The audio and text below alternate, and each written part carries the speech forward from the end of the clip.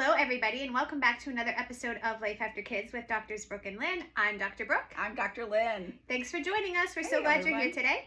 Yeah, we're talking about protein, muscle mass, getting enough protein. We hear about it all the time, right? Eat more protein, build more muscle. But what does that mean for us as we age, and why is it important? Yeah, such a great topic of conversation.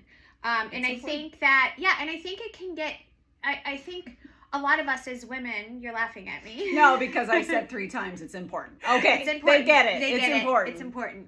But it can be, I think we hear a lot about it, but maybe not enough for just women of our age who are not like working out to be like, have bodybuilders or right. So you hear a lot about protein, but not necessarily maybe for all of us and how important it is. And I also think for some reason, a lot of us tend to shy away from a lot of protein. Well, I think it's easy to really get on the carb train. I mean, who doesn't love a big bowl of steaming pasta and crackers and chips? I think many of us would say those are our go-tos, right? But the truth is if you are craving those carby foods, chances are your body is not getting enough protein. Mm-hmm. It's a way that your body is telling you that it's lacking something when you are craving carbs all the time. Yeah. So one thing, okay, Brissy's here, my puppy, and so just bear with me, guys. But one thing that is an issue for us as we age is something called sarcopenia. That is like a fancy term for saying that unfortunately we lose muscle mass, right? And very common in our age. And I think we all, like I see it, even like I'm still doing my workouts, and it's just a natural part of aging. It is. And it just means that we have to do more, take more measures to keep the muscle that we do have as we age. Right. And it's not inevitable, in other words. Exactly. I mean, there will be some tendency to it, but there are many steps that we can take to make sure that it's not at its worst. Yep. Right? So. Right. Protein is the key, because protein is the building blocks for muscle. And so we have to be, even if you're not working out hard or on a super regular basis, you need to make sure you're getting enough protein, right? Yeah. And then if you're working out hard and exercising regularly and daily, you even more need to make sure you're getting enough protein. Because when you lift weights, when you do a hard workout, you're literally breaking down the muscle fibers. Yep. And the body needs the building blocks of muscles in order to repair it. And when it does repair it, your body, this is another place where your body is so cool. Like, you've challenged your muscles, so your body comes in and builds more to it, so that it's like building up a house with a stronger foundation.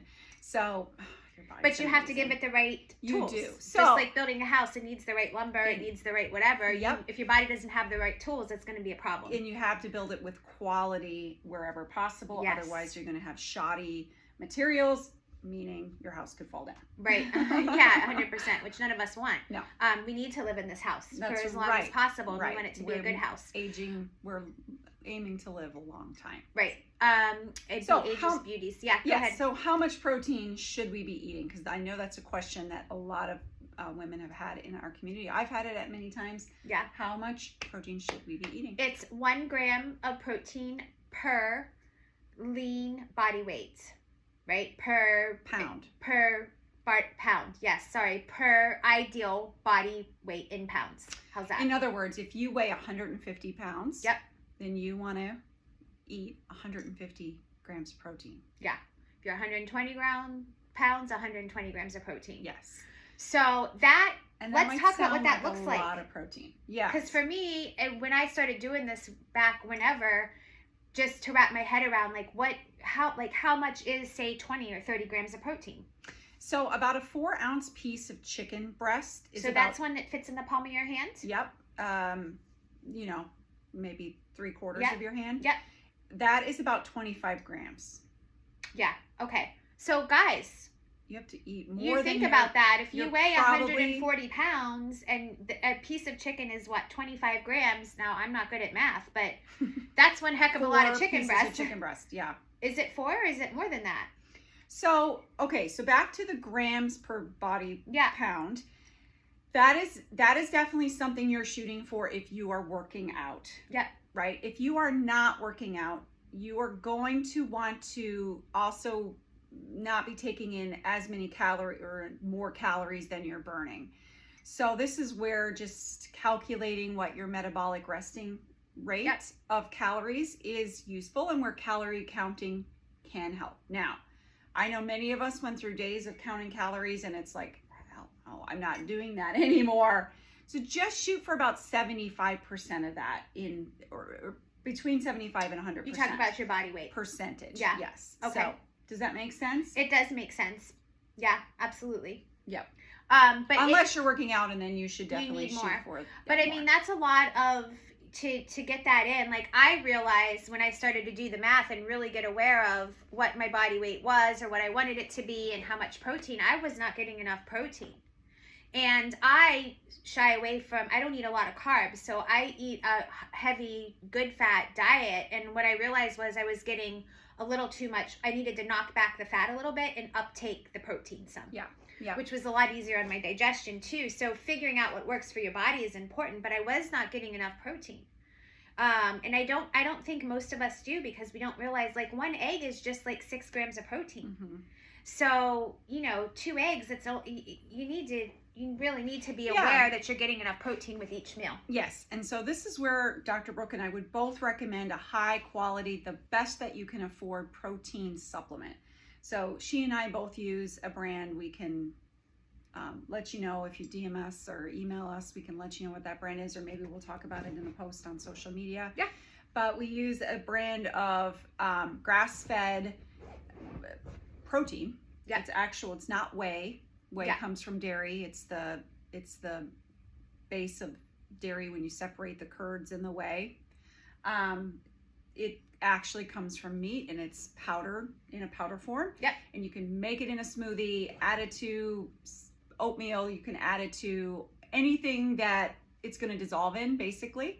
And that's a great source to up your protein. It usually is about 25 grams. Yeah, that's it. If you're not getting enough in your meal, or you're somebody who just doesn't really, like, some of us just don't really love, like, a chicken breast, or it just doesn't sound appealing. Or steak, not a red meat fan, or you're vegetarian. Whatever it is, yeah, this is a good way. And by the way, there are healthy ways to get vegan or vegetarian protein shakes too, if that's your lifestyle choice. Yes. But that's a great way. And I make my smoothies really with it's my protein powder, it's a little bit of nuts, some fiber. I mean, it's simple. You don't have to make it this big thing. No, or it could just be the powder and water. Or it could be the powder and water too. I mean, you can keep it as simple as you want it to be, but you need to make sure you're getting enough protein for sure. Are there any other sources outside of the box? If you're really a scholarly student on this subject, a little bit of an advanced concept would be also to make sure you're getting a lot of different sources of protein. So if you're every day eating chicken breast, every day eating eggs, and just staying, in poultry and just a few of the same commercialized types of meat, you're not going to be giving your body and muscle mass, body composition, the benefit of having that varied complement of amino acids, which is what proteins are made up of. So that's another tip. Yeah, and I'll tag on to that, because collagen is a good source of protein, but it's not a complete source of amino acid profile. So that's not something, like, I do a little bit of collagen every day in my bone broth. I have my son, he takes a scoop of powder because he's an athlete, which you can do. It's great for your hair, skin, and nails too, and teeth. But that is not a place that you want to regularly day in and day out, get most of your protein from. Yeah. It's because it's not as complete as some of these other things that Dr. Lynne mentioned. Yeah. Fish is a great source because you're also getting omegas. Yep. If you are vegan or vegetarian, then you're talking like your beans, quinoa, nuts. Yeah. But you want to really make sure that at this stage, you're not, as a vegetarian or vegan, eating a lot of the carbs, and making sure that you're getting enough of those things that are going to provide you with a good protein source. Tofu too, as well, could be a great one. Yeah. We're not going to pretend to know a balanced way to go about vegetarianism. Right. Neither of us subscribe to that. But just so you know, like, do your research and make sure you're getting enough protein. Yeah. Yeah, and just, if you can and you like it, it's a great way to experiment. Try lamb, try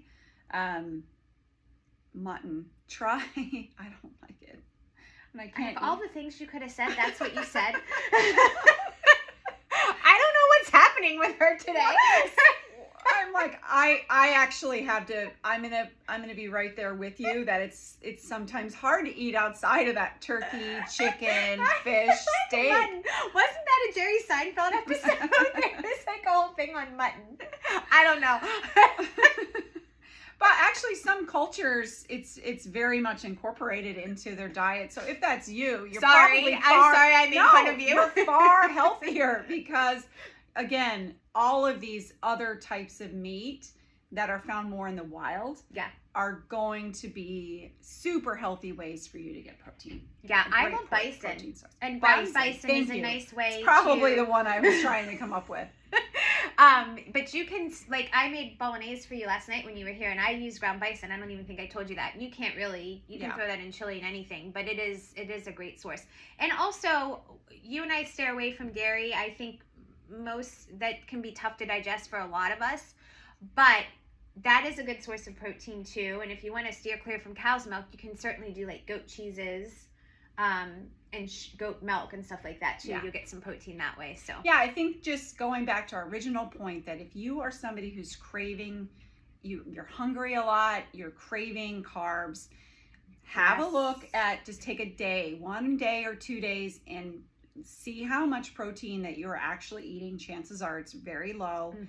Up it a bit, make sure you have a full size of protein at every meal, and eat that first. That's another tip. Eat your protein first, then eat your carbs, because the protein is going to fill you up. Yeah, that's such a simple thing. So simple. Yeah.